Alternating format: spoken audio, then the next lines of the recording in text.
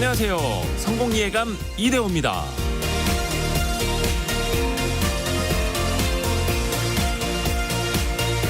나 자신이 더욱 성장하려면 열린 마음이 필요합니다. 그래야 다양한 지식, 다른 문화, 더 나은 기술, 나와 다른 의견까지 풍부하게 받아들일 수 있기 때문이죠. 잘못된 방향으로 가고 있다는 걸 빨리 깨달으려면 역시 열린 마음이 필요합니다. 나 자신이 틀렸을 수도 있다. 내가 아니라 다른 사람의 말이 맞을 수도 있다는 생각을 해야 결국은 나에게 도움이 될 거라는 겁니다. 인간은 누구나 자기 중심적 편향을 갖고 있기에 그렇습니다. 자신의 능력에 대해서 지나치게 긍정적인 시각을 갖는다는 거죠. 그래서 자기 중심적 편향을 이겨내기 위해 스스로를 계속 돌아볼 필요가 있습니다. 벤자민 프랭클린이 모든 사람을 관찰하라, 특히 자기 자신을 가장 많이 관찰하라고 말했던 것처럼요. 일단 자신이 틀렸다는 것부터 한번 인정해 보십시오. 그 자체가 조금 전보다 지금 더 현명해졌다는 의미일 테니까요. 성공예감 이대호입니다. 시작합니다.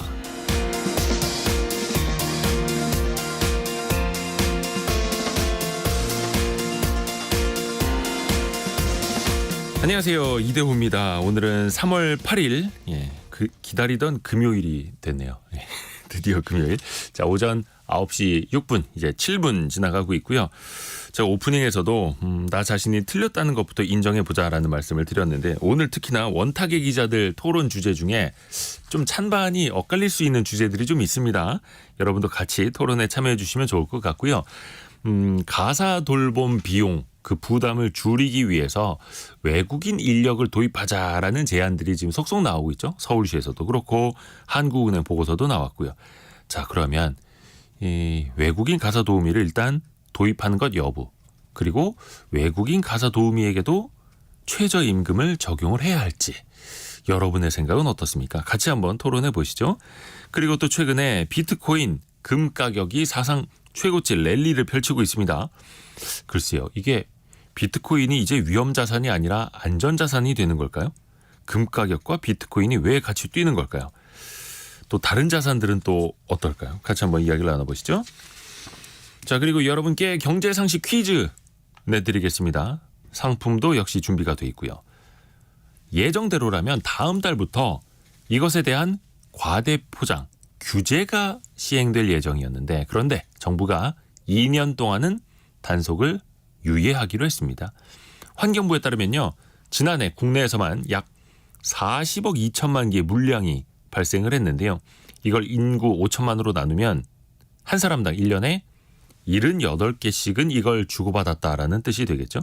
당연히 그 폐기물도 많았을 테고요. 일단 계도 기간이 더 생기면서 유통업계, 이 업계, 물류 이쪽에서는 안도를 하고 있지만 환경정책은 또 후퇴하는 것 아니냐, 이런 비판도 함께 나오고 있습니다. 정답은 두 글자입니다. 옷이 됐든 먹거리가 됐든 이 상품을 원하는 장소까지 배달해 주는 것이죠. 띵동 소리가 나면 엄마 아빠보다 더 기다려준다는, 더 반갑다는 이 기사분들, 그런 이야기도 있죠. 자, 두 글자로 보내주시면 됩니다. 짧은 문자 50원, 긴 문자 100원이 되는 샵 9730으로 참여해 주시면 되고요. KBS 콩은 무료입니다. 저희가 추첨을 통해서 다양한 선물을 보내드리고 있고요. KBS 1라디오 유튜브를 통해서도 언제든지 함께 하실 수 있습니다. 성공예감 이대호입니다. 자주 검색하시면 성공이 가까워집니다.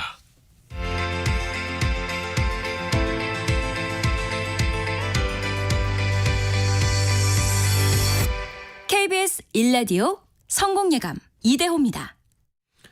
원탁의 기자들 만나보시죠. 오늘은 머니투데이 방송 염현석 기자, 이데일리 권소현 기자, 서울경제신문 송일아 기자 함께합니다. 안녕하세요. 네, 안녕하세요. 이제 아이들 다 계약했죠? 네. 그렇겠죠. 숨통이 튀었어요. 숨통이. 오히려 숨통이 튀었습니다. 이번 주 월요일부터. 근데 학교 네. 끝나면 또 이제 저학년들이다 보니까 일찍 오지 않습니까? 그렇죠. 학교 끝나면 돌봄은 어떻게 하세요? 학교가 너무 빨리 끝나요. 저희. 급식 먹고 학교 네. 오고. 저희는 또 둘째가 이번에 초등학교 1학년이 돼가지고 네. 지금 이 시간에도 마음이 좀 조마조마한데 유치원에 다닐 때는 3, 4시까지는 늘 있었는데 이게 정규 수업이 12시 반, 뭐 1시 반 뭐 이렇게 끝나니까 돌봄을 할 수밖에 없거든요. 그 시간에 제가 집에 갈 수 없으니까. 돌봄 교실에 맡기는데 그럼에도 누군가의 도움이 늘 필요하더라고요. 왜냐면은 학원으로 그렇죠. 보낸다고 하더라도 누가 데리러 와야 되고 너무 인계를 저항이니까. 해줘야 되니까 예, 그래서 좀 저는 이제 어머님이 돌봐주고 계시는데 늘 죄송하고 감사한 마음이 들죠. 뭐. 오늘 특별히 이제 여기 잡은 두 분을 같이 이제 이날 섭외를 한 것도 약간 이 주제랑 좀 맥이 닿았습니다. 네. 권소영 기자는 좀 어떻게 하고 계세요? 저희는 이제 저는 쌍둥이인데 초등학교 쌍둥이죠, 5학년이니까 그래 이제 고학년에 들어갔어요. 그래서 학교 끝나면 학교가 제일 늦게 끝나는 시간이 2시 반이에요. 네. 저희 때 한 4시까지 있었던 것 같은데 너무 일찍 끝나는 거예요. 아까 말했던 것처럼 초등학교 1학년 들어갈 때 엄마들이 그만둘 수밖에 없는 이유가 이 돌봄 공백을 메우기 위해서거든요. 근데 거기 그 기간을 어떻게 이제 버티면 초고학년까지 갔잖아요. 그때부터 이제 엄마들이 학원 셔틀, 학원 뺑뺑이를 이제 활용할 수밖에 없죠. 그리고 또 최근에 학교에서 저녁 7시, 8시까지 돌봄 서비스도 제공한다 하더라고요. 네네. 네, 한번 좀 그게 신청해 지금 보시죠. 지금 어떻게 돼가고 있는지는 잘 모르겠는데 아직 뭐 안내문 공지 같은 게 오지는 않았는데 그 돌봄 서비스를 이용하는 것도 엄마들 사이에서 호불호가 많이 갈려요. 그래요? 그러니까 거기 가서 만약에 분위기가 좋고 뭔가 학습 분위기가 조성이 되고 그러면 좋은데 아하. 가서 뭔가 약간 안 좋은 걸 많이 배우기도 하고 그럴 바엔 차라리 학원 보내는 게 낫지. 그러니까 저녁까지 막 놀고만 있으면 그쵸, 더 속상하기도 그쵸. 하고. 네. 사실 뭐 저학년 아이들은 좀 놀아야 되긴 하는데 그렇죠. 이 어른들의 생각이 틀릴 수도 있는 겁니다. 근데 정부에서 계속 뭐 육아휴직 활성화라든지 다양한 돌봄 정책들을 좀 내놓고는 있지 않습니까? 어떻게 좀 체감이 되시나요? 염현석 기자는 어때요? 저희 회사는 상대적으로 육아휴직을 엄청 잘 씁니다. 뭐 거의 여기자들은 거의 100% 오. 쓰고 있고요. 네. 남기자들도 잘 쓰고 있습니다. 심지어 간부도 쓰는 오. 그런 좋은 회사입니다. 염 기자는 근데 육아휴직을 안 썼잖아요. 저는 이제 좀 보기 힘든 외벌이 가정이어가지고 저는 이제 육아휴직을 쓸 수 없는 입장입니다. 제가 쓰면 이제 인컴이 없기 때문에. 근데 정부에서 나오는 다양한 정책들은 많은 국민들에게 어떨까요? 좀 실제로 잘 이용이 될까요? 활용이? 보면 주위에서 저희 이제 바로 밑에 있는 후배들이 이제 저학년을 둔 친구들이 많아요. 저학년 네. 자녀를. 굉장히 힘들어 하더라고요. 아까 두 분이 말씀하신 것처럼 이제 돌봄 서비스가 안 되면 가끔 이제 점심시간을 활용해서 갔다 오기도 하고 또 애가 아프면 아침에 급하게 전화가 온다거나 뭐 그러면 이제 서로 다 뭐 돌아가면서 조금씩 일을 메꿔주고 이렇게 하긴 하는데 근데 이거는 저희가 이제 사적으로 메꿔주는 거잖아요. 그렇죠. 아무래도 이런 공적인 시스템은 좀 많이 부족해 보입니다. 최근에 이렇게 더 직장 생활을 계속 하면 할수록 이제 다들 애들도 커가다 보니까요. 어느 정도까지 크기 전까지는 그 공백이 정말 절실하게 느껴질 때가 있습니다. 사실 미디어는 그나마 좀 쓰기가 편한 분위기가 된 것 같아요. 예, 저희도 사실 처음 육아휴직을 썼던 남자 후배가 육아기를 그때가 2015년이었거든요. 육아기를 일면 톱으로 씌웠던 적이 있었어요. 네네. 그때만 해도 이 남성의 육아휴직이라는 게 너무 흔하지 않았던 일이니까 그때 제목 저 기억나요. 아빠 기자 육아휴직을 하다. 되게 짧지만 되게 강렬한 제목이었거든요. 그러니까 그만큼 남성의 육아휴직이 굉장히 생경했던 시기였는데 거의 10년 전. 지금은 남자 후배들이 굉장히 많이 합니다. 지금 네. 저희 이데일리 안에서도 육아휴직 중인 이제 남자 후배들이 있고 육아를 하면서 그 육아 경험을 또 기사로 쓰기도 하고 이러는데 실제로 남성 육아휴직이 많이 늘기는 한 게 통계로도 나타나는 게 전체 육아휴직자 중에 남성 비율이 2022년에 27.1%였거든요. 그게 네. 집계를 처음 한 게 2010년이었는데 그때보다는 10배 증가했으니까 비중은 많이 늘어났어요. 근데 여전히 이제 다른 선진국보다는 좀 낮은 편인데 이 OECD 통계를 보면 2021년에는 덴마크, 아이슬란드 뭐 이런 데들 유럽 국가들 남성 육아휴직 비중이 한 45% 정도 됐거든요. 근데 거기에 비하면 우리는 아직 이제 27% 정도니까 굉장히 낮은 편인데 제도 자체는 잘 갖춰져 있는 것 같아요. 제가 보기에는 네. 어쨌든 법적으로 보장된 게 아빠 육아휴직 1년 가능 뭐 이렇고 이게 사실 OECD 국가 중 보면 가장 길고 실제로 사용하는 기간도 가장 길거든요. 근데 문제는 이게 특정 예를 들어 대기업 아니면 공공기관, 공무원 이런 데에서만 좀 가능한 거지 이게 뭐 중견기업, 중소기업으로 내려가거나 그렇죠. 특히 자영업자들은 이제 쉽지 않고 사실 자영업자들도 뭐, 예. 육아휴직이 가능한 직군들이 있잖아요. 뭐 특고 이런 것도 다 이제 가능하도록 범위를 확대했는데도 불구하고 실제로 뭐 갔다 오면 불이익이 있을 수도 있고 뭔가 이제 승진에 조금 이제 밀릴 것 같기도 하고 눈치 보이기도 하고 이런 여러 가지 분위기상 쉽지는 않은 것 같습니다. 그렇죠. 자영업자분들은 뭐 문 닫고 쉬는 순간 이제 매출이 그렇죠. 뚝뚝 떨어지는 네. 거다 보니까 그런 통계도 있더라고요. 그러니까 네. 그 전국 노조 이제 네. 총연맹과 한겨레신문이 공동으로 이제 육아휴직을 사용 경험이 있는 이제 남성 뭐 1,720명에 대해 설문조사를 실시를 했는데 네. 그 중에 85.1%가 정규직이었어요. 그리고 무기계약직이 12.8%, 비정규직은 2.1%에 그쳤는데요. 그러니까 이렇게 뭐 OECD 중에 가장 긴 뭐 육아휴직을 쓸 수 있고 정책이 잘 돼 있어도 이제 고용의 불안전성을 그게 상쇄를 할 수는 없는 것 같아요. 뭐 경제적인 이유도 있고. 또 이 이야기 한번 나눠볼까요? 그 돌봄을 하는데도 특히 이제 아이들을 돌봐주신 분들을 이제 각 가정에서 고용을 하는데도 비용 부담이 만만치 않다 하더라고요. 네네. 그리고 이제 어린 아이들 봐주는 분들은 한 달에 거의 한 300만 원 이상 저 어제 또 든다고도 들어가서 봤죠. 하고요. 뭐 이제 시터넷이라고 우리가 그렇죠. 많이 썼던 250만 원 정도. 그러니까 9 to 6가 거의 250, 260. 베이비시터라고 하는 분들을 그렇죠. 구하는데 네. 그리고 이제 만약에 입주다. 그럼 300만 원이 넘어갑니다.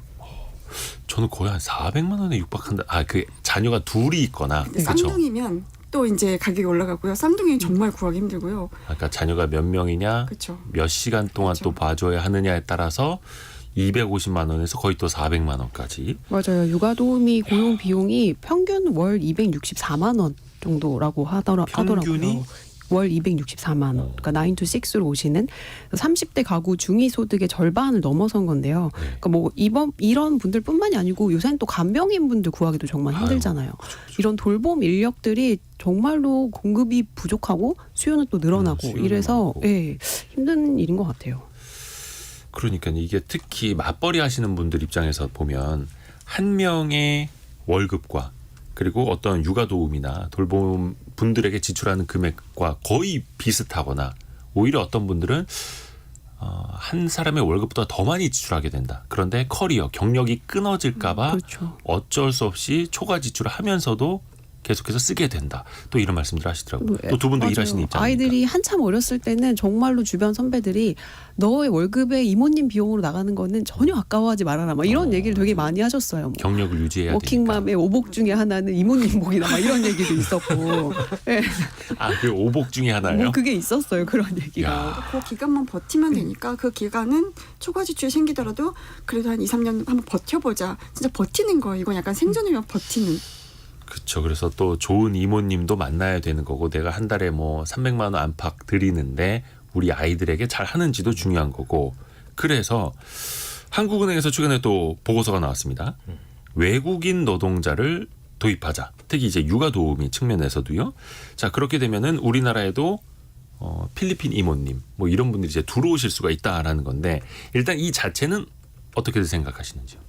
뭐 일단 뭐 돌봄 서비스직 그러니까 간병인과 이제 돌봄 아이들 돌봄하는 노동 공급이 이제 하는 추산으로 굉장히 크게 부족할 거다라는 게 이제 조사 결과에 일단 서두에 나와 있습니다. 네. 2022년에 19만 명이 부족할 것, 그다음에 2032년에는 71만 명, 2042년에는 최대 155만 명까지 이제 공급이 부족할 수 있다라고 이제 전망을 하고 있더라고요. 그러니까 이 수요를 메꾸기 위해서 이제 외국인의 이런 돌봄 서비스를 위해 외국인들을 이제 이주나 이제 비자 같은 걸 이제 마련을 해야 된다라고 하는데 사실 이런 뭐 단순 노동이라고 하기는 좀 그렇지만 아무튼 이게 사람만이 할 수 있는 이런 노동력이 있잖아요. 이게 산업 구조가 계속 바뀌면서 사람이 해야 되는 이런 단순 노동이라고 하긴 그렇지만 사람 손을 꼭 거쳐야 되는 게 더 많아진 것 같아요. 예. 특히 4차 산업혁명 같은 게 일어나면서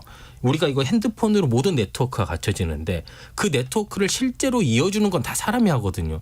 우리가 뭐 배달 음식을 이걸로 시키면 사람이 와서 갖다 줘야 되고 데이터베이스 정리도 사람이 해야 되는데 그 사람의 인건비는 계속 올라가니까 비용이 들고 이 돌봄 서비스직도 어떻게 보면 사회가 이렇게 고도화되면서 남녀가 다들 각자 능력에 맞게 다 할 수 있는 일들이 전문화되고 이러면서 커리어를 계속 유지를 하고 끊기면 안 되니까 거기에 오는 부작용 아니면 뭐 사이드 이펙트로 이렇게 이런 거는 좀 외부에서 계속 수급을 해야 된다. 뭐 이런 측면에서 이렇게 물론 인구가 조금씩 줄어드는 것도 있겠지만 아무래도 노동력 이 부분의 노동력 공급 계속 부족한 게 아닌가라는 좀 생각이 듭니다. 그러니까 절대적으로 가사 도우미를 원하는 곳보다 가사 도우미 일을 하시는 분들이 적기 때문에 그렇죠. 수요가 더 높기 때문에 지금 어떻게 보면 가사 도우미 분들이 또 이제 높은 급여를 또 이제 받을 수 있는 거고 수요와 공급 법칙만 놓고 보면요. 그래서 외국인 노동자를 도입하자라는 아이디어가 여기저기에서 나오는 건데 또 하나 여기서 한 발 더 나아가면 과연 이분들에게 어느 정도 수준의 임금을 드려야 하는 거냐.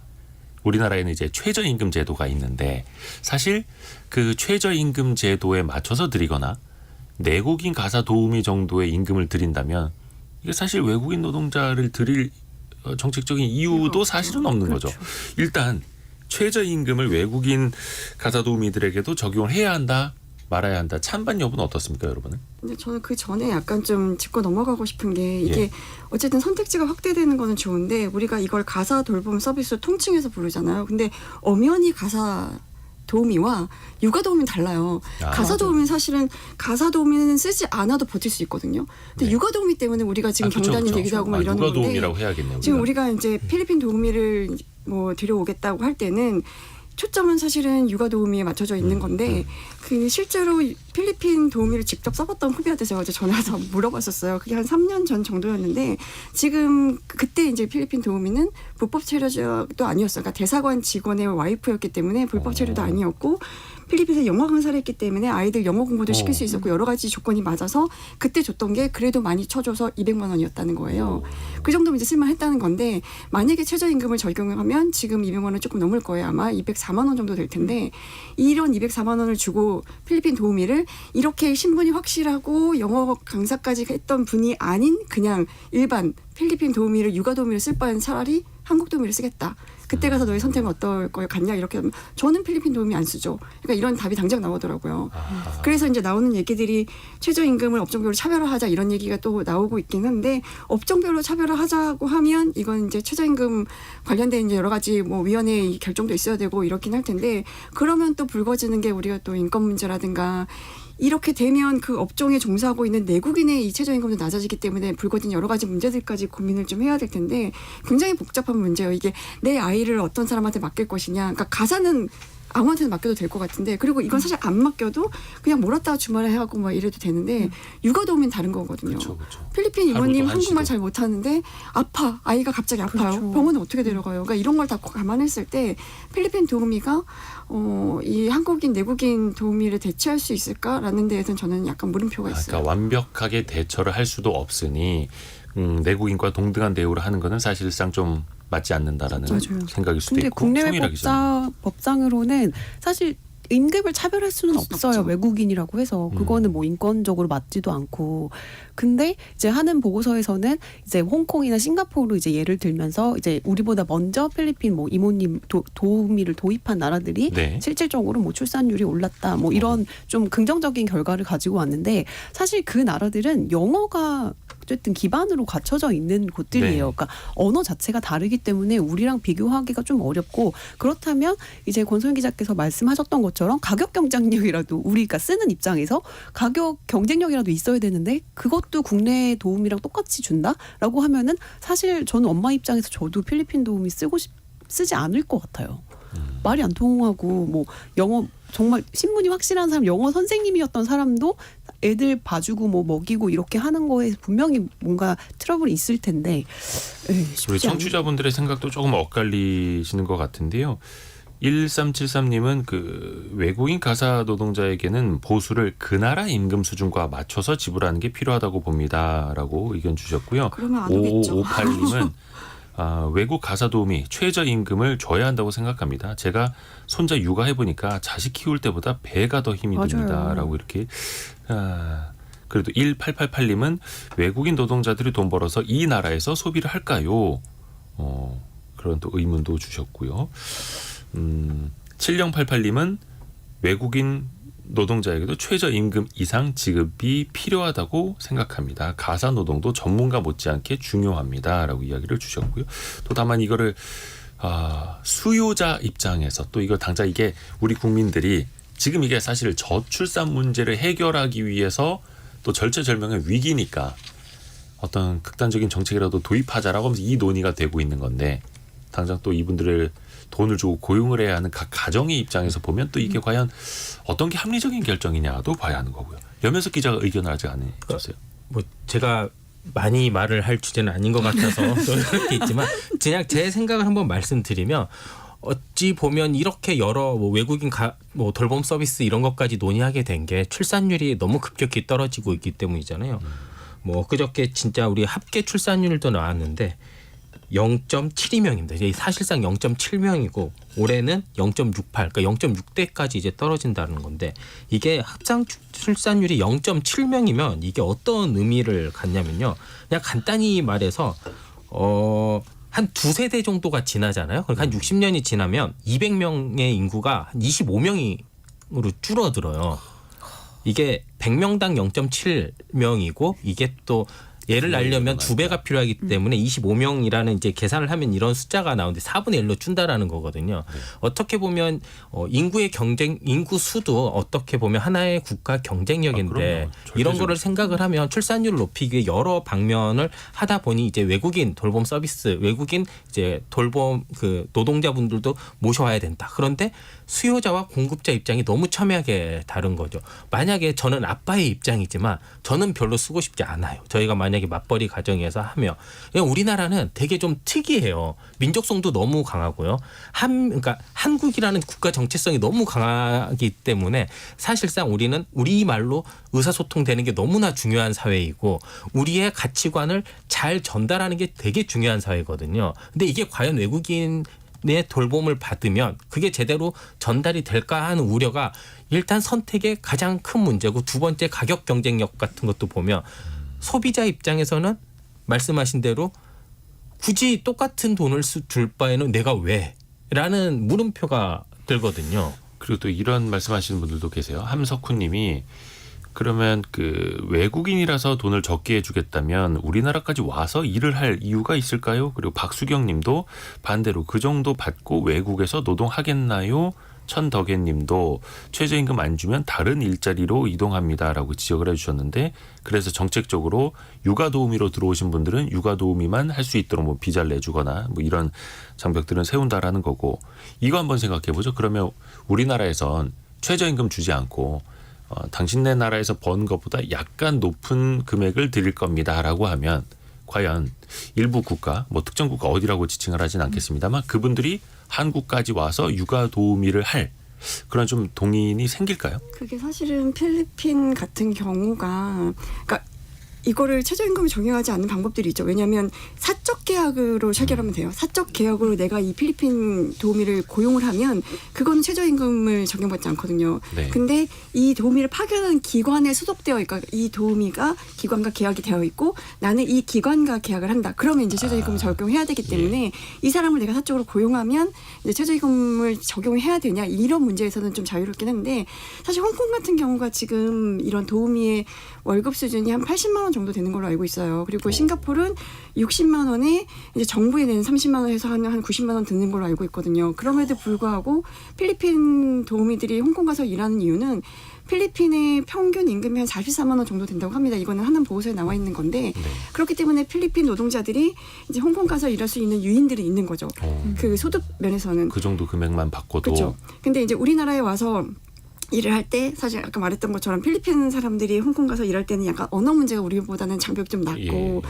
그리고 약간 기후도 좀 비슷하잖아요. 그러니까 여러 가지 약간 이제 일하기 편한 면도 좀 있고 거리도 가깝고 이런 데에 비해서 한국은 엄마들의 눈높이가 너무 까다롭고 거기다가 가격이 뭐 홍콩이랑 그렇게 차이가 안 난다. 그러면 사실 한국에 올 이유가 없고 그러니까 이런 것들을 다 감안해서 좀 고민해야 될 것 같은데 수요 조사를 좀 해봐야겠네요. 그렇죠. 근데 저는 이런 논의 자체가 그냥 조금 이상하다고 느껴지는 게 부모들이 지금처럼 장시간 일을 하는 거를 그냥 전제에 깔고 하는 논의예요. 그러네요. 왜냐하면 아이들을 낳고 키우는 거는 그냥 이 생애 주기에 너무 자연스러운 일인데 부모들은 그러니까 늘 싱글처럼 그냥 회사에 충성을 다해서 일을 해야 하고 아이들은 네, 누군가가 키워줘야 되고 더 싸게 키울 수 있는 방법은 없나 이런 거를 지금 논의를 하는 거잖아요.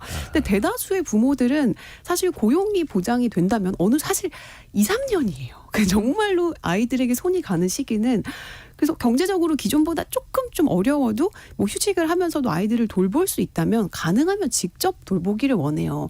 그래서 그렇죠. 저는 이런 사실은 논의보다는 어떻게 하면 좀 근무를 유연하게 할 수 있을까? 좀 이런 논의를 조금 더 부모들이랑 맞습니다. 같이 했으면 좋겠어요. 그래서 이 출생률 문제는 어떤 한두 개 정책이 아니라 정말로 종합적으로 입체적으로 봐야 하는 건데 일단은 시간 관계상 저희는 이제 외국인 육아 도우미에 대해서 이 최저임금을 적용해야 하는가 이 문제를 좀 먼저 짚어봤고요. 경제상식 퀴즈 한 번 더 내드리고 두 번째 이슈로 넘어갈게요. 온라인 쇼핑부터 중고 거래까지 이걸로 물건을 받는 게 이제는 일상이죠. 정부가 이제는 도서 산간 지역이어도 전 국민 모두가 24시간 안에 이걸 받을 수 있는 배송 서비스를 구축하겠다라고 밝혔습니다. 자, 한편으로는 너무 편리해져서 좋긴 한데 상자, 스티로폼, 비닐, 각종 쓰레기가 많이 나옵니다. 전체 생활 폐기물에서 차지하는 비중이 이것이 50%에 달한다고 합니다. 그래서 환경에 대한 고민도 또 노력도 같이 해야 하는데요. 두 글자. 오늘도 여러분이 기다리고 계시는 이것은 무엇일까요? 이게 상품을 저희가 보내드릴 때도 이걸로 발송이 되겠죠? 예, 9697님이 어제 영양제 하나 시켰는데 5배 넘는 크기의 상자에 포장되어 와서 당황했었다고. 야, 예. 이원국님도 이거 기다리고 뜯을 때의 설렘은 사랑의 기분 같아요. 언박싱 재미가 네. 있죠. 자, 여러분의 퀴즈 정답도 의견 많이 보내주세요. 짧은 문자 50원, 긴 문자 100원이 드는 샵 9730 문자 메시지나 KBS 콩이 열려 있습니다. 오늘의 움직임에 주목하고 세상의 흐름을 놓치지 않습니다. 여러분의 내일을 응원하며 성공의 열쇠를 함께 찾아갑니다. 성공예감 이대호입니다. 자, 두 번째 이슈로 갑니다. 하루가 다르게 비트코인이 사상 최고치를 경신했다. 또 최근에 금값도 사상 최고치를 경신했다.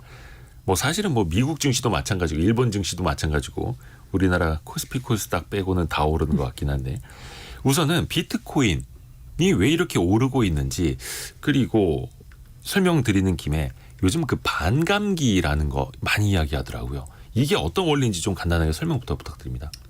이게 사실 네. 저 아까 이제 비트코인이 사토시 맞아요. 나카모토라는 사람이 우리가 알 수 없는 약간 가상인물 같기도 한데 이분이 만든 거잖아요.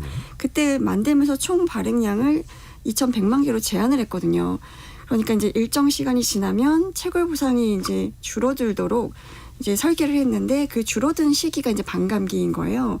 그래서 2009년에 처음 이게 생성된 이후에 4년 주기로 채굴 보상이 절반으로 줄어드는 반감기가 돌아오는데 그게 첫 번째 반감기가 2012년이었고 그다음에 2016년 그리고 2020년까지 이제 세 번에 걸쳐서 반감기를 맞았고 그 이후로 이제 4년이 지났으니까 올해 2024년이잖아요.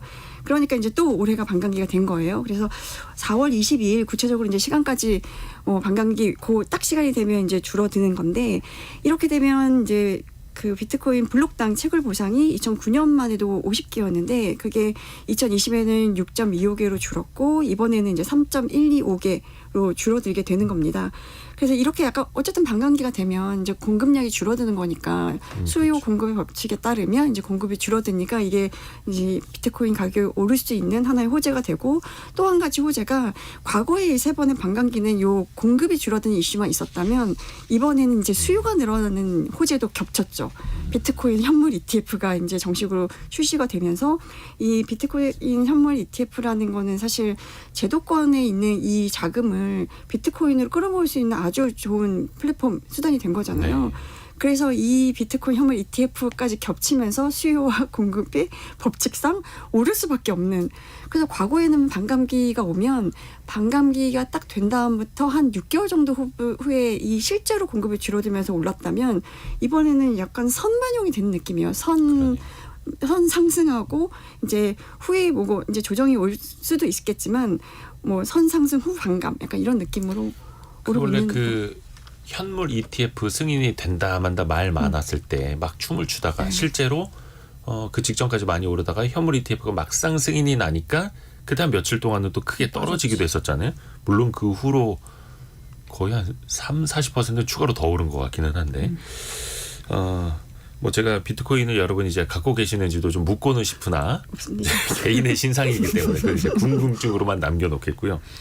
참 지금 여기서 생각나는 게 엘살바도르라고 하는 나라에서 자국 통화가 좀 부실하니까 아예 비트코인을 나라의 화폐로 공식 인정하겠다라고 했잖아요.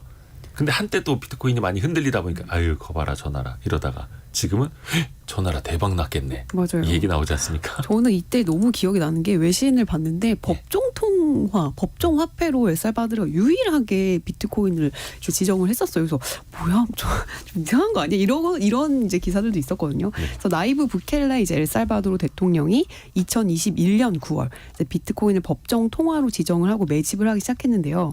비트코인이 그 이후에 급락을 했잖아요. 그래서 국가부도 위기까지 갔었어요.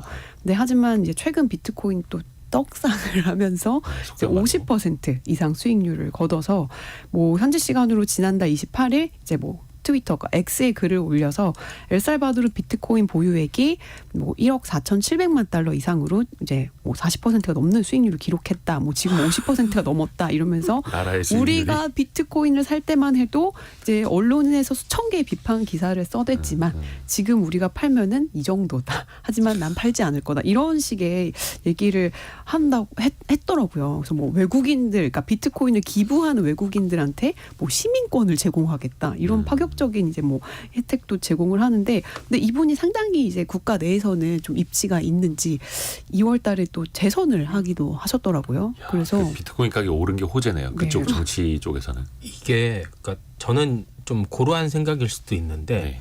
그 정책이나 국가는 좀 무겁게 움직여야지 안정감 있게 간다라는 생각이 그렇죠. 좀 있거든요. 네.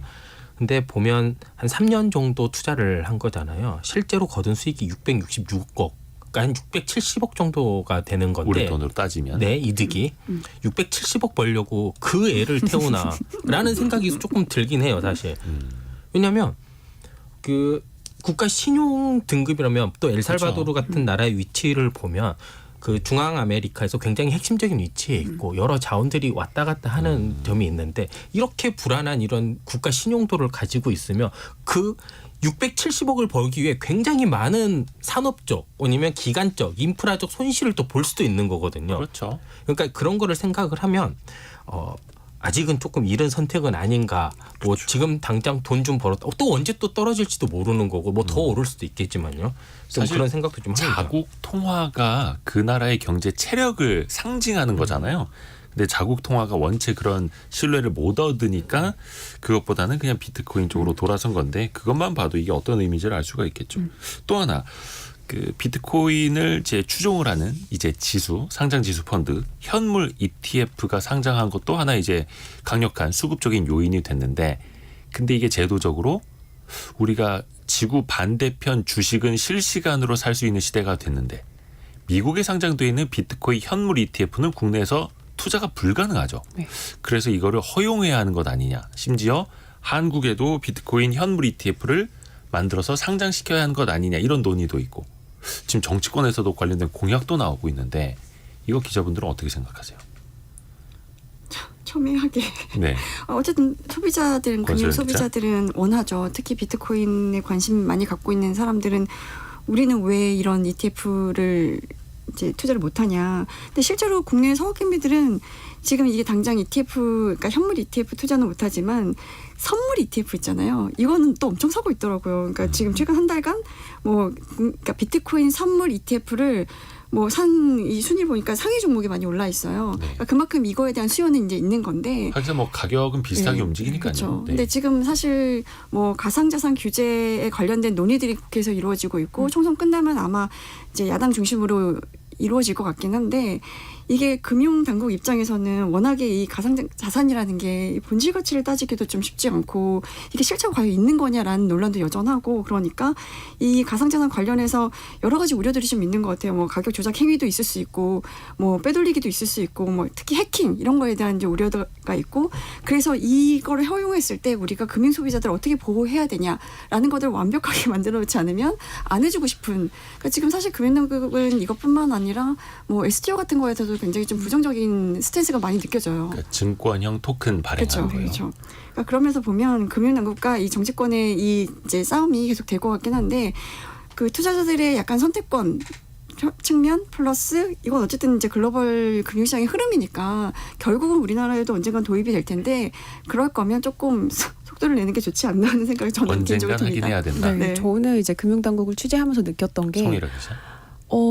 철학이 무엇인지를 묻고 싶었어요. 철학. 왜냐하면 기존에도 미국만 이제 현물 ETF가 이번에 도입이 된 거지 뭐 네. 캐나다나 독일 같은 곳에서는 이미 상장이 돼서 현물 비트코인 ETF가 거래가 되고 있었고 한국에서도 거래를 할 수 있었어요. 근데 이제 금융당국이 미국 비트코인 현물 ETF가 이제 승인이 나면서 그거를 막 이건 안 된다. 2017년 가상자산법 이 해석 때문에 이건 안 된다라고 하면서 기존에 거래가 되고 있던 캐나다 뭐 독일 이런 현물 ETF도 다 막아버렸거든요. 그러니까 왔다 갔다 하는 지금 정책을 펼치고 있는 거예요. 그래서 미국도 사실은 굉장히 오랫동안 이 시간을 끌다가 법원의 판결 때문에 이 현물 ETF를 승인을 해준 게 큰데 어쨌든 좀 더 연구를 하고 리서치를 해서 이게 정말 세계적인 좀 글로벌한 흐름이라면 우리도 조금 더 빨리 가서 뭐 부작용이 있으면 빨리 더 습득을 해서 조금 개선을 하고 이런 것들이 필요하지 않나. 다른 그래서 건 몰라도 우리나라가 부작용은 빨리 습득할 겁니다. 그래서 업계에서는 무슨 얘기가 나오냐면 디지털 척화비가 아니냐 이런 척화비. 표현까지 쓰더라고요. 근데 이게 우려가 되는 건 그거죠. 네. 사실 우리나라 분들이 이제 약간 투기성이 좀 많고 그렇죠. 거래량 회전성도 많고 레버리지도 많이 쓰다 보니까 이거는 다른 금융시장에서도 전통적으로 이제 파악이 된 거다 보니까 그래서 조금 더 우려가 있기는 있는 거죠. 근데 이미 뭐 거래소 가상자산 거래소 엄청나게 거래를 하고 있는데 그렇죠. 우리나라 4대 그렇죠. 거래소가. 기관들만 못 들어오고 있는 거예요 지금. 그러게요. 이것도 손바닥으로 해를 가리는 걸 수도 있겠고요. 지금 또 하나 봐야 될 게 비트코인은 예전에 디지털 금이라고 하지 않았습니까? 근데 금이 사실 한동안 좀 잊혀져 있다가 최근에 금값이 진짜 금값하고 있더라고요. 금값은 왜 이렇게 오릅니까? 지금 온스당 2,160달러 넘어서서 이것도 사상 최고치인데요. 이게 제 생각을 그냥 말씀드리면 그냥 돈값이 너무 떨어져서 그런 것 같아요. 이게 돈값이 너무 떨어지니까 이제 뭔가 새로운 자산을 축적해야 될 수단으로 보고 이제 많이 투자를 가는데 처음에 이제 부동산으로 몰려서 부동산을 한번 크게 뭐 부흥이 한번 왔잖아요. 그 다음에 이제 조금 경기가 좀 삐끗하니 다른 쪽으로 좀 해보자. 근데 돈은 넘쳐나고 이러다 보니까 크게 두 가지 방향으로 돈이 쏠림 현상이 일어나는 것 같습니다. 대박을 노리는 이제 뭐 암호화폐 쪽 하나 그리고 또 완전한 안정성을 노리는 금 쪽 투자 하나. 그래서 요즘에 이런 동기화가 좀 자주 일어나는 것 같아요. 사실 원래 그 투기 수요가 좀 많으면 안전자산 수요는 좀 줄고 안전자산 수요가 높아지면 투기 수요가 좀 주는데 이 두 가지를 한꺼번에 포괄할 수 있을 정도로 돈이 많다 보니까 같이 올라가는 거 아니냐. 왜냐하면 우리가 코로나 이후에 현재 유통되는 통화량의 거의 절반 이상이 코로나 이후에 나왔다라는 얘기도 하잖아요. 그만큼 지금 갑자기 수백 년 동안 쌓여온 돈의 양보다 지금의 돈의 양이 훨씬 많다 보니까 아마 통화량 여파가 너무 커서 그런 거 아닌가라는 생각이 좀 듭니다. 그래서 지금 미국의 기준금리가 5.5%에서는 내려오질 않고 있는데도 불구하고 또 미리 또 선반영, 금리 인하도 또 선반영하는 걸 수도 있겠고요. 조금 전에 조승범 님이 저희 회사 직원이 코인으로 60억 대박 나서 바로 퇴사하고 건물 사더군요. 벌써 3년 전 얘기입니다. 부럽 이렇게 보내주셨는데 그게 사실 이런 얘기가 간간히 한 번씩 들립니다. 물론 뭐 한 100만 명 중에 한 명 뭐 이런 꼴로 나올까 말까 얘기긴 한데 이런 얘기 듣다 보면 난 지금까지 뭐 했을까? 지금이라도 다시 한번 영끌 또 이렇게 가다가 그러니까 사실 이거 얘기를 조금만 더 복귀해 보면 이 자리에서도 그 배터리 관련주들 급등했던 토론 좀 몇 번 하지 않았습니까? 그 즈음이 꼭지였습니다. 근데 물론 과거에도 그랬으니 앞으로도 그러고 이거는 이제 맞는 등식은 아닙니다만 지금의 이런 분위기 또 어떤 분들은 이제 박탈감도 느끼실 수 있거든요. 어떤 말씀을 해주실 수 있을까요? 원래 네. 가장 견디기 힘들 때가 그때만 넘기면 되는 때입니다. 근데 지나봐야 알죠. 근데 우리 잘 생각해 보면 2018년 2월, 3월 이때가 거의 막 하루에 막 몇십 %씩 올랐었을 거예요. 그때 맞아요. 처음에. 그리고 하루에 몇십 %씩 떨어졌습니다. 근데 가장 많이 사람들이 들어왔을 때가 그 하루에 몇십 %씩 오르기 직전 하루 이틀입니다. 그리고 떨어지기 시작한 하루 이틀. 여기가 정말 견디기 힘들거든요. 왠 나만 바보 된 것 같고. 그때 눈 감으면 본전. 정말 공포의 사고 뉴스에 팔라는 말이 진린 것 같아요. 사실은 진짜 가치 투자의 출발은 잃지 않는 데서 시작을 하는데 과연 내가 손실을 봤을 때 과연 나는 어떻게 할 것인가까지 계획만 세워져 있다면 그렇죠. 제가 보기에는 언론에 포모 증후군이라는 말이 나오면 그때는 투자하면 안 돼요. 아, 그때 맞아요. 거의 끝물이에요. 맞아요. 그렇죠. 근데 사실 우리가 집 같은 경우는 내가 거주해야 되는 공간이기 때문에 거주에 대한 불안감이 있기 때문에 그 포모 증후군이 조금 어느 정도 이해가 가는데 비트코인 같은 가상자산은 너무 변동성도 크고 이게 사실 오늘은 막 10% 20% 올랐지만 내일은 막 50% 떨어질 수도 있는 거잖아요. 상한가도 없고 이러니까 그러니까 포모 증후군이라는 단어를 조심하자. 교훈은 저는 늘 갖고 사실 있습니다. 집은 비바람을 막아줄 것이 필요하니까. 근데 비트코인은 사실 없어도는 살 수는 있는데 옆에서 누가 돈 벌었다라는 게 가장 이제 힘든 이야기. 오늘 토론 함께했고요. 머니투데이 방송 염현석 기자, 이데일리 권소연 기자, 서울경제신문 송일아 기자 함께했습니다. 고맙습니다. 감사합니다. 감사합니다.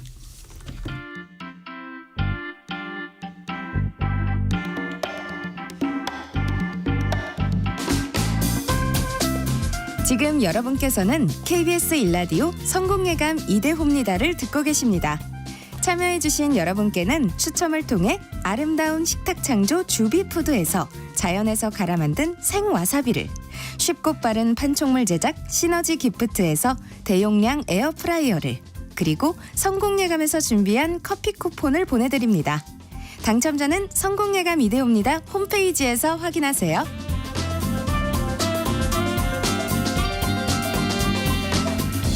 지난주 금요일이 올해로 105주년 맞은 3.1절이었죠. 1년 365일 우리나라의 그 독립운동을 떠올리면서 일하시는 분들이 있다고 합니다. 오늘 직업의 세계 이분들을 한번 조명을 좀 해볼까요? 한경 자벤조이 강홍민 기자와 함께합니다. 안녕하세요. 안녕하세요. 독립기념관 다녀오셨다고요? 네, 저도 이제 이번에 처음 다녀왔는데 이 독립기념관이 충남 천안에 있습니다. 이곳에서 이제 근무하는 전시 해설사를 만나고 왔는데 이곳이 알고 보니까 그 1987년에 국민들이 십시일반 이제 성금을 좀 모아서 그걸 바탕으로 건립이 됐다고 합니다. 네. 이제 제가 처음 이제 들어선 순간에 굉장히 크게 압도됐는데 이 약 한 12만 평 규모의 부지 크기가 굉장히 웅장했고요. 되게 넓어요. 네. 가보셨군요. 저 어릴 적에. 어릴 적에. 전시관이 이제 총 6개관으로 이루어져 있었고 고대사부터 일제 침략사 그리고 3.1운동 대한민국 임시정부에 관한 자료가 약 한 900점이 있었고 각 전시관의 스토리에 맞게 구성이 돼 있었습니다. 제가 만난 분은 이제 이곳을 첫 직장 20대 중반 때 네. 입사를 해서 15년 동안 근무한 전시 해설가였습니다. 전시 해설가. 저도 어릴 적에 부모님이랑 종종 다녀왔던 기억이 나거든요. 집에서 멀지 않은 곳에 있어서. 근데 저희 아이들 데리고 한번 독립기념관 가야지 생각만 하고 있는데 아직 못 가고 있네요. 날씨가 조금 풀리면 아이들과 함께 가도 굉장히 좋을 거기 것 같더라고요. 산책하기도 좋고 네. 넓고 환경도 좋아서요. 자, 그러면 독립기념관에는 해설사분들이 계시는데 어떤 식으로 이분들이 일을 하세요? 각 전시관이 여기 몇 개가 있잖아요. 6개관이고 이게 그 해설을 할 수 있는 관은 4개관인데 네. 총 7분이 총 7분의 해설사가 근무를 하고 계셨고 이 해설사 모든 분이 전시관을 다 해설하는 구조였습니다. 이 해설도 한 가지 버전만 있는 게 아니라 한 관마다 굉장히 좀 깊숙이 40분 정도 집중 해설을 하는 프로그램이 있었고 그리고 이제 전체관 4개관을 1시간 내에 들을 수 있는 해설 프로그램도 있었고요. 보통 이제 해설은 뭐 가보신 분들은 아시겠지만 홈페이지를 통해서 사전에 신청도 가능하고요. 네. 현장에 가셔서 한번 들어보고 싶다라고 하시는 분들은 현장 신청도 가능합니다. 오호. 그러면 이렇게 해설하시는 분들은 이걸 또 어떻게 준비하시는지도 되게 궁금해요. 저도 이제 취재하면서 좀 알았는데 해설이 늘 똑같은 해설이라고 생각하시는 분들도 계실 텐데요. 그냥 외워서 하는 건 아닐까? 맞습니다. 근데 이제 해마다 그리고 특별한 날이 올 때마다 자주 바뀐다고 해요. 예를 들어서 이제 얼마 전에 있었던 3.1절이나 광복절이 다가올 때는 그날의 주제에 맞게 특별한 해설을 준비를 한다고 하는데 이번 3.1절에도 그 독립운동의 굉장히 상징인 태극기를 주제로 삼아서 해설을 준비를 했었다고 합니다. 그리고 이제 관람객의 연령대별로도 좀 달라집니다. 예를 들어서 어린 아이들, 초등학생이 오게 되면 보통 이제 교과서에 나오거나 아니면 친숙한 인물 그리고 사건 위주로 해설을 준비해서 설명을 하기도 합니다. 아, 그래요. 그렇게 또 맞춤형으로도 하신다는 맞춤형이죠. 거고. 조승범 님이 독립기념관 가봤죠. 근데 요즘엔 너무 관심이 없는 것 같다고 보내주셨네요. 조선 총독부 첨탑도 있고 독립투사들 감옥도 있고 꼭 다녀오세요라고. 저도 어릴 적에 가서 가장 기억에 남는 게 감옥의 모양이었는데 그 입식으로 그냥 혼자 딱 들어가서 세워져 있는 관처럼 서 있을 수밖에 없는 그런 감옥. 그게 어릴 적에 되게 좀 충격적이기도 했었고. 자, 근데 이게 전시관에 외국인 관람객들도 많이 옵니까? 네. 생각보다 외국인 관람객들이 많아서 놀랐는데 코로나19 전에는 하루에 한 번꼴로 외국인들을 대상으로 해설을 하기도 했답니다. 보통 네. 이제 하루에 한 2, 3회 정도 하고 성수기 때는 이제 4회 이상 해설을 하기도 하는데 코로나 이전에는 그랬었고 이제 코로나19 때는 주춤하다가 최근 들어서 일본인 그리고 중국 관광객들의 단체 관람이 늘어나고 있는 분위기였는데 의외로 네. 일본인 중에서 한국 역사에 관심 있는 분들이 굉장히 많다고 합니다. 보통 이제 수학여행이나 역사 소모임에서 이제 꾸준히 찾기도 한답니다. 근데 이제 제가 건너 그냥 얇게 알기로는 네. 일본에서는 이런 대한민국 침략의 역사에 대해서 잘 안 가르친다고 알고 있거든요. 네. 일본 사람들의 반응은 어떻습니까? 실제 와서 그 해설을 들으신 분들. 이분이 이제 일본어를 전공을 하셨고 그리고 이제 일본인들 관람객들 대상으로 이제 해설을 하는데 네. 처음 일본인 관람객들이 와서 하는 말이 있답니다. 그래서 이곳은 일본인들의 악행을 소개하기 위해 만든 곳이 아니라 우리 스스로가 어떻게 어려움을 극복하고 이겨냈는지를 확인하고 공유하기 위해서 만든 곳이다라고 설명을 하는데 이유를 들어보니까 왜냐하면 이 해설 내용이 일본 관람객들을 공격한다는 느낌을 좀 받을 수 있거든요. 그래서 뭔가 공격하려고 하는 건 아니다 우리가. 그렇죠. 그래서 이제 배려 차원에서 그렇게 설명을 한다는 거였고 말씀하신 대로 우리는 이제 초등학교 때부터 3.1 운동이나 일제 침략사에 대한 내용을 익히들어 알고 있지만 일본인들은 대다수 이제 처음 듣는 내용이 굉장히 많다고 해요. 그렇죠. 일본에서 뭐 역사를 가르쳐 주지 않으니 네. 모르는 거죠. 그래서 이제 그 관람이 끝나고 해설을 다 듣고 그 관람 후기를 적는 시간이 있는데 종종 이제 일본 관람객들 중에서는 너무 죄책감을 느꼈다. 그리고 너무 부끄러웠다라는 후기를 남기기도 한답니다. 보면 뭐 인간이라면 누구나 그런 감정을 느낄 수밖에 없죠. 진짜 이 해설사분들이 되게 보람을 많이 느끼실 것 같은데요. 네, 사실 이 독립기념관에 많이 오는 관람객 부류가 군인 그리고 이제 학생들이 좀 많이 오는데 군인은 이 독립기념관을 방문을 하면 네. 휴가를 하루 준답니다. 아, 그래요? 그래서 굉장히 군인들이 많았고요. 오.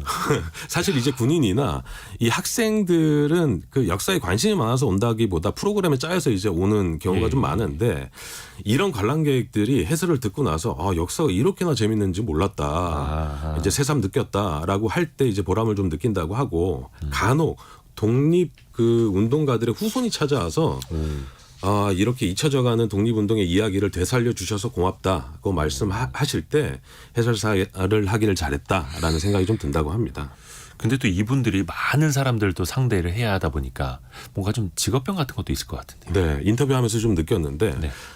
해설사들은 이제 매일 긴 시간 동안 말을 해야 되는 직업이라 목 컨디션을 관리하는 게 굉장히 중요해 보였는데 그래서 이분들이 굉장히 조용조용 말하는 습관이 있었습니다. 평소에 목을 아껴야 되니까. 맞습니다. 그래서 조용조용 인터뷰할 때도 이게 무슨 말인지 계속 귀를 기울여야 했던 그런 기억이 좀 있었는데 네.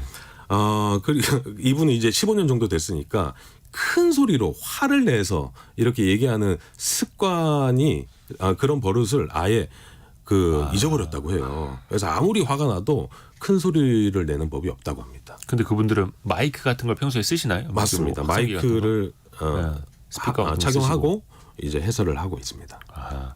근데 당연히 또 그 독립기념관에서 해설사를 하려면 역사를 진짜 잘 알아야겠죠. 그렇죠. 또 뭐 외국어도 좀 필요할 테고요. 어떤 조건들이 또 필요할까요? 이제 저도 역사학이나 이제 한국사를 전공을 해야 되지 않을까라고 해서 이제 질문을 해봤더니 전공은 크게 중요한 건 아니었고 전공까지는 아니고. 네, 보통 이제 한국사를 전공하거나 뭐 한국사 능력 시험 응시자는 가산점이 주어지긴 합니다만 그게 필수는 아니었고요.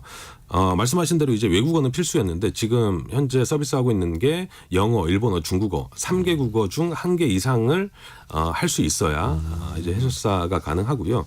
기본적으로 이제 역사를 다루는 직업이다 보니까 한국사 그리고 독립운동에 대한 관심과 애정이 네. 굉장히 있어야 하는 직업이었습니다.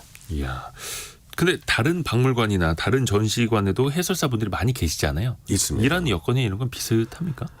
이제 기관마다 조금씩 차이가 있는데 가장 큰 차이가 고용 방식이었어요. 고용 방식. 제가 다녀온 이제 독립기념관이나 국립공주박물관 같은 경우에는 공무직으로 채용을 하는데 다른 대다수의 기관에서는 이제 자원봉사자를 선발해서 운영하는 형태였습니다. 자원봉사 하시는 분들도 많이 계시고. 이 사실 근데 해설사도 이게 어떻게 보면 정식 직업이죠.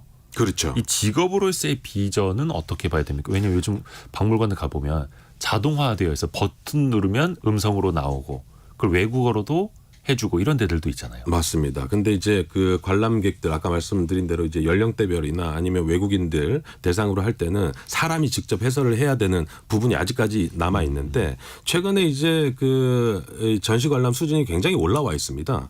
그래서 이제 그 관람객을 넘어서 개인의 경험이 굉장히 중요시되고 관람을 하러 온 분들의 관심 분야도 굉장히 폭넓고 깊어지는 분위기인데 이런 경험을 전달할 수 있는 가장 효과적인 방법은 제가 아까 말씀드린 대로 해설 서비스, 사람이 하는 해설 서비스가 주목을 받고 있었습니다. 그게 더 와닿죠. 그렇죠. 특히 역사 관련된 거는요. 저도 꼭 시간 내서 독립기념관 다시 한번 가봐야겠습니다. 한경자벤조이 강홍민 기자 함께했습니다. 고맙습니다. 감사합니다. 저희가 2부에서는요. 곽재식 작가와 함께 화학 이야기 그 중에서도 최근 우리나라도 잘 나가고 있죠. 포탄 관련된 화학 이야기 재밌게 또 전달해드리겠습니다. 잠시 뉴스 듣고 10시 5분에 금방 다시 뵙죠.